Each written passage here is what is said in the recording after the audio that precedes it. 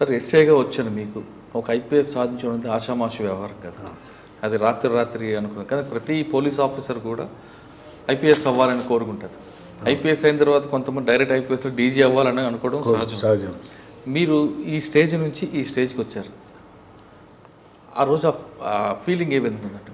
అంటే ఇక అది ఆనందాన్ని కేఆర్ నాగరాజ్ ఎస్ఏ దగ్గర నుండి కేఆర్ నాగరాజ్ ఐపీఎస్ ఆనందాన్ని అంటే మాటలలో చెప్పలేనండి. అంత అంటే ఐ నెవర్ ఎక్స్పెక్టెడ్. అంటే మ్యాక్సిమం మనం వస్తే అడిషనల్ ఎస్పీగా రిటైర్ అవుతాం కావచ్చు, ఎస్ఐగా రిక్రూట్ అయిన వాళ్ళు డిఎస్పీ, లేదంటే మోర్ దెన్ అడిషనల్ ఎస్పీ, లేదంటే నాన్ క్యాడర్ ఎస్పీగా. బట్ ఐపీఎస్ రావడం అనేది అంత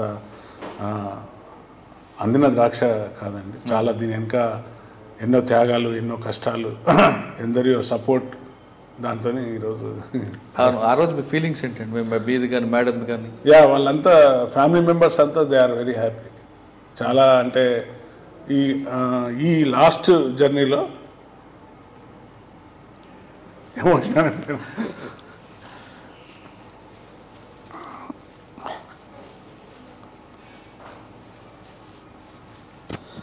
సార్ మీరు చాలా హ్యాపీగా ఫీల్ అవుతున్నట్టున్నారు కదా, అది చాలా ప్రౌడ్ అండి. అది అంటే ఈ హ్యాపీ జర్నీలో ఇంత కష్టపడ్డందుకు ఈరోజు మనకు ఫలం వచ్చింది. సార్ ఈ స్టేజ్లో మీ పేరెంట్స్ చూడలేదని బాధ ఎదురవుతుంటుంది? అది ఉంది, అది ఎప్పుడు వెన్నాడుతుంది.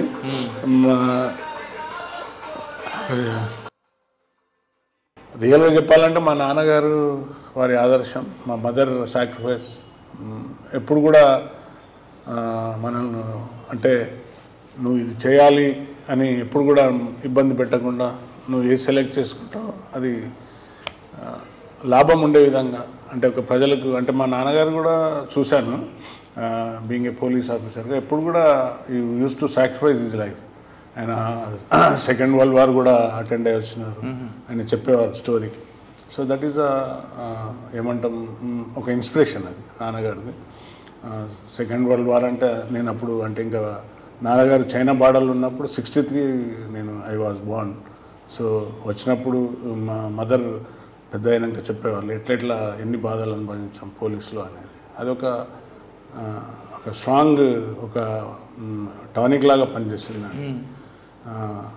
ఆ రోజు ఐపీఎస్ వచ్చిన రోజు మదర్ కానీ ఫాదర్ కానీ ఉంటే చాలా ఆనందం వేరే విధంగా ఉండేదండి.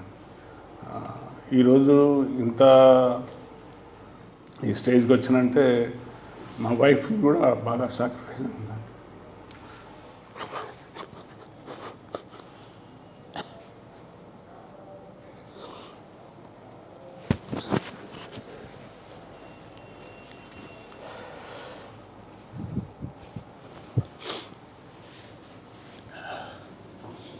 ఎన్నో రాత్రులు ఆమె వెయిట్ చేసిన రోజులు ఉన్నాయి రేడ్స్కి పోయేస్తే. అంటే నేను హెడ్ క్వార్టర్లో ఉన్నప్పుడు సంజీవ్ ఎస్ఐ చనిపోయాడు, మీకు ఐడియా ఉండాలి, ఏటూ నగరంలో సంజీవ్ ఎస్ఐ ఎక్స్చేంజ్ ఎఫ్ఐఆర్లో.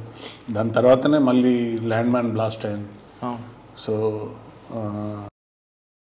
అంటే ఆమె ఫీలింగ్ ఎట్లుండేదంటే ఈవెన్ నేను రంగంపేట క్వార్టర్స్లో ఉన్నప్పుడు కూడా దామోదర్ సిఐ గారు బ్లాస్టింగ్ రావడం ఇవన్నీ చూసినప్పుడు ఆమె కూడా ఒక్కొక్కసారి ఎమోషనల్ అయ్యేది. అంటే మనం పోయి నైట్లో వెళ్ళి తిరిగి వచ్చేవారికి ఏ విధంగా వస్తారు అనే సమాచారం పైన వాళ్ళు అప్పుడు ఇవన్నీ సెల్ ఫోన్ లేవు, అది ఒక అంటే ఒక రాత్రి గడిచిపోయిందంటే ఉదయం ఎట్లా వెళ్తుంది. ఇప్పుడు ఒక రాత్రి నైట్లో పోలీస్ స్టేషన్లలో ఎట్లా ఉండేదంటే కరెంట్ పోయిందంటే ఎక్కడో అటాక్ అవుతుంది అనేది ఒక సింబల్ అన్నట్టు. సో పవర్ కట్ అయిందంటే అప్పుడు అందరం అలర్ట్ అయ్యేవాళ్ళం ఇంట్లో, ఇంక్లూడింగ్ ఫ్యామిలీ మెంబర్స్ అందరూ కూడా.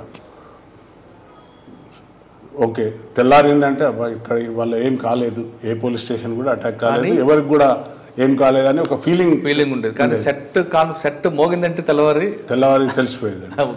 ఓకే మార్నింగ్ కల్లా ఏదో సమాచారం వచ్చేది, పలానా గ్రామంలో ఎవరన్నా చంపేసిండ్రు లేకుంటే ఇంకేదో అయిందంటే ఒక టీం పోవాలి అక్కడికి. అంతా ఏ ఏరియాకి పోయినా రిటర్న్ వచ్చేసరికి డిస్ని దగ్గరికి వచ్చిన మనం పోలీస్ స్టేషన్కి 10 అడుగుల దూరం ఉన్నప్పుడు కూడా బ్లాస్టింగ్ అయిన సందర్భాలు ఉన్నాయి. మీ గన్పూర్లో ఉంది పోలీస్ స్టేషన్, అంతా కోంబింగ్ చేశారు. డిటి నాయక్ ఎస్పీ గారు, నేను స్పెషల్ పార్టీలో ఉన్నాను, కోంబింగ్ చేసేచ్చి అందరం ఓకే వచ్చేస్తున్నాం అనే టైంలో జస్ట్ ఒక 1 కిలోమీటర్ దూరంలో బ్లాస్టింగ్ అయింది గన్పూర్లో. బిఎస్ఎఫ్ ఒక 22 పీపుల్ ఆర్ డైడ్. అంటే అలాంటి సందర్భాలను కూడా కళ్ళారా చూసాము. అంటే బాడీలను ఇట్లా ఎత్తుకొని వచ్చినాం. దామోదర్ సిఏ గారు నామ కళ్ళ ముందటనే బ్లాస్టింగ్లో చనిపోయి ఉంటే ఆయన ఎత్తి మా కారులో పెట్టి తీసుకొని వచ్చినాను నేను. అప్పుడు సీఎం, అప్పుడు ఉమ్మడి ఆంధ్రప్రదేశ్లో చంద్రబాబు నాయుడు గారిది విజిట్ ఉంది ములుగులో. ఈ ట్రాఫిక్ వెహికల్లో వచ్చారా, అది ఉట్టనే ఎక్స్పోజ్, అది వెహికల్ పోలీస్ వెహికల్ అంటే ఉట్టనే కనపడుతుంది. సో అక్కడ బ్లాస్ట్ అయింది. నేను వెనకాలనే ఉన్నాను. మేము దిగి పరిగెత్తుకొని వచ్చి, నేను వెంకటనరసయ్య ఇంకో ఎస్ఐ గారు ఉండే నాతో, ఇద్దరం కలిసి అతన్ని ఎత్తి వెహికల్లో పంపించడం, కానిస్టేబుల్ అందరిని ఎత్తి బాడీస్ అన్ని ఎత్తి తీసుకొని రావడం, ఇవన్నీ కళ్ళ ముందు. తోటి ఎస్ఐ చనిపోతుంటే ఎట్లుంటుంది, ఒక తోటి కానిస్టేబుల్ ఇవాటి వరకు నాతో ఉన్నారు. ప్రొద్దటికల్లా శవం ఏంటంటే ఒక రకమైన ఫీలింగ్. అంటే ఇంట్లో వాళ్ళు కూడా ఒక్కొక్కసారి ఎమోషనల్గా ఇవాళ పోయినామంటే నైట్ మళ్ళీ తిరిగి వస్తారా రాదా అనే ఆలోచన విధానంతో ఉండే. కానీ ఒకరోజు కూడా ఆమె అధైర్యం పడలేదు, నన్ను అధైర్యపరచలేదు. పోవాలి. ఐపీఎస్ వచ్చిన తర్వాత ఏమన్నారు, ఇవాళ మీరు వాటి ఫ్రూట్స్ తింటున్నారండి అన్నదంతా. ఇంతకంటే గొప్పది ఏముంటుంది మనకు. మీకు ఐపీఎస్ రావడం అంటే అది ఆషామాషి కాదు. మీరు కష్టపడ్డారు కాబట్టి ఈరోజు ఈ స్టేజ్కు వాళ్ళ కాంట్రిబ్యూషన్ ఎక్కువ ఉంది. డీసీపీ తర్వాత ఐపీఎస్ వచ్చింది. ఆ మూమెంట్స్ని బాగా ఎంజాయ్ చేశారు, ఎమోషనల్ అయ్యారు. అవునండి. కానీ మీరు పడ్డ ప్రతి కష్టంకి ఈరోజు ప్రతిఫలం వచ్చింది. మీ వైఫ్ అన్నట్లుగా మీ విజయం వెనక ఆవిడ ఉన్నారనేది చాలా స్పష్టం. ప్రతి మగవాడు వెనక ప్రతి వైఫ్, ఒక భార్య అనేది విజయం ఉంటుంది. స్త్రీ మదర్ కావచ్చు, వైఫ్ కావచ్చు, ఎవరైనా కావచ్చు. కానీ మీ విషయంలో మాత్రం మేడం, ఎస్, అంటే నాకు అర్థమవుతుంది అంటే మీ జర్నీలో ఆవిడ పిల్లల కోసం తన ఇష్టాలని కష్టాలని అన్ని పక్కన పెట్టి పిల్లల కోసం ఎక్కువగా టైం స్పెండ్ చేశారు. ఎప్పుడు 24/7 పిల్లలతో ఉండే. నాకు 3 పిల్లలండి. ఆవిడ ఉన్నారు కాబట్టి మీరు బయట తిరిగారు. ఎస్, ఒక 2 పాపలు, ఒక బాబు. దే ఆర్ వెల్, అంటే మంచిగా చదువుకున్నారు. పెద్ద అమ్మాయి now she is doing her PhD. అబ్బాయి బయట కెనడాలో ఫుడ్ సైన్స్ టెక్నాలజీ చేశారు. They got married both there. ఇద్దరికి కూడా ఇద్దరు పిల్లలు.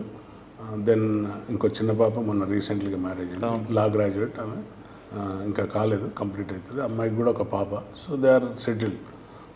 కానీ నేను చూసిన ఫ్యామిలీస్లో అండి, పోలీస్ ఆఫీసర్ పిల్లలు సక్సెస్ అవుతున్నారంటే వెనక వాళ్ళ వైఫ్. ఎస్, 100%. మీరందరూ రోడ్ల మీద ఉంటారు. అవును. మీ పిల్లల కష్టాలు చూసేది వాళ్ళే. 100% అండి. మనం అగ్రి కావాల్సింది దాంట్లో వేరే అత్యాశక్తి ఏం లేదు. So she sacrifice our life, entire life. నేను ఎంతైతే బయట కష్టపడ్డానో అంతకంటే ఎక్కువ. చాలా మంది ఫ్యామిలీ చూశాను సార్.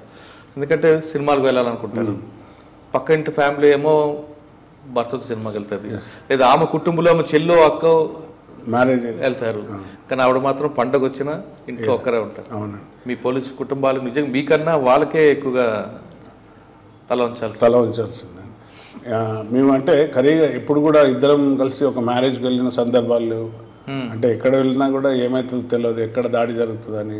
సో మూవీస్ కూడా చూడలేదు. నాకు గుర్తుండే అసలు 1-2 మూవీస్ ఫ్యామిలీతో చూస్తుంటాను. అది కూడా 4 గన్మెన్లు ఉంటే పిక్చర్ వెళ్ళి చూడడం జరిగిందండి. అంతే తప్ప ఎప్పుడు కూడా సినిమా చూడాలి ఫ్యామిలీతో వెళ్ళి పిల్లలతో అనేది కుదరలేదండి. ఎప్పుడు కూడా వారిని ఫస్ట్ ముందుగానే, ఈవెన్ ములుగులో ఉన్నప్పుడు కూడా వారిని ముందుగానే బస్సులోనో లేక వేరే వెహికల్లో, ప్రైవేట్ వెహికల్లో పంపించినాక నేను I use to come by bus or lorry, ఏది ఉంటే అది వచ్చి అక్కడ ఉంది. ఎందుకంటే అక్కడ కూడా 2-3 సార్లు ల్యాండ్ మైన్స్ పెట్టారు. అది కూడా లక్కీలీ సర్వే అయినాం మనం.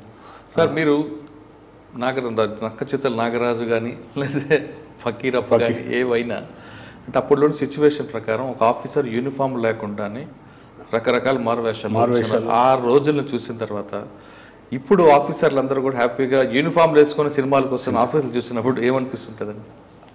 అంటే ఐ ఫీల్ హ్యాపీ. అరే పర్లేదు, మనం ఫ్యామిలీతో వీళ్ళు రాగలుగుతున్నారంటే ఇవాళ అక్కడున్న సొసైటీలో మనం ఏదో త్యాగం చేసినామనే ఒక గర్వం అనేది ఉంటుందండి. ఎందుకంటే నేను చాలామంది చూశాను వరంగల్లో, చాలామంది పిల్లలు పాపం అజ్ఞాతవాసంలోకి వెళ్ళిపోయారు చదువుకునే పిల్లలు. ఈరోజు పిల్లలు చాలామంది స్టేట్స్కి వెళ్తున్నారు. చాలామంది తల్లిదండ్రులు దే ఆర్ హ్యాపీ నౌ. ఎందుకంటే నేను కొంతమంది నా ద్వారా సరెండర్ కూడా అయ్యారు. ఆ సరెండర్ అయిన వాళ్ళు ఇప్పుడు చెప్తుంటారు, సార్ మీరు ఆ రోజు మాకు ఈ ప్రాణభిక్ష పెట్టకుంటే మేము ఎక్కడ ఉంటుంటాం, ఇవాళ హ్యాపీగా ఉన్నాం మేము ఇక్కడ, ఇవాళ ఫ్యామిలీతోని తల్లిదండ్రులతోని ఏదో చేసుకుంటున్నాం, మా పిల్లలు ఇట్లా ఉన్నారు సార్ అని నా దగ్గర తీసుకొచ్చిన సందర్భాలు కూడా ఉన్నాయి. వాళ్ళు ఏమైనా మంచిగా ఫస్ట్ క్లాస్ పాస్ అయినా లేకుంటే ఏమైనా జాబ్ చేసినా వాళ్ళని తీసుకొని వచ్చి సార్ ఇట్లా నాగరాజ్ సార్ అని ఇంట్రడ్యూస్ చేయడం, ఇవి ఒక రకమైన ఆనందాన్ని ఇస్తాయి. నేను చేశాను సమాజానికి ఏదో చేయగలిగిన అనేది. అంటే మీరు అప్పుడులో చేసిన మంచి పనులే ఈరోజు మీ పిల్లల సక్సెస్కి ఎస్ అండి, బ్లెస్సింగ్స్ ఉన్నాయండి. తప్పనిసరిగా మనం నాకు తెలిసి ఎవరికి హామ్ చేయలేదు, అంటే పర్సనల్గా ఎందుకు చేస్తారండి వృత్తిపరంగా ఏది జరిగినా కూడా అది మన చేతిలో ఉండదు. బట్ నేను అంటే ఇప్పుడు ఎట్లున్నదంటే నాగరాజ్ దగ్గర పోతే ఏదైనా సమస్య ఉంటే అతను హెల్ప్ చేయగలుగుతాడు అనేది ఒక భావన కలిగింది ఇప్పుడు.